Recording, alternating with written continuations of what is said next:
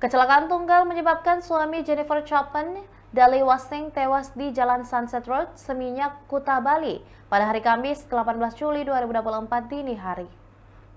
Pria yang akrab disapa Papa Dali itu tewas kecelakaan setelah motor yang ia kendarai melaju dengan kecepatan tinggi. Dilansir dari Tribun Bali, Kasih Humas Polresta Bali, AKP Ketut Sukadi, korban tidak dapat menguasai kendaraannya sehingga oleng dan menabrak pembatas pulau jalan. Dari beberapa informasi yang beredar di media sosial, Papa Dali sempat terpental ke tengah jalan dan motor Kawasaki-nya melaju sendiri sejauh 200 meter.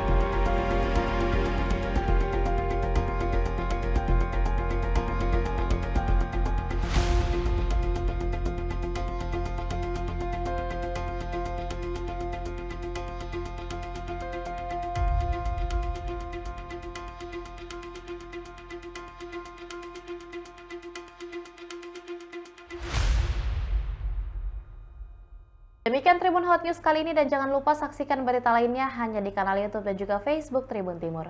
Download Tribun X sekarang, menghadirkan lokal menjadi Indonesia.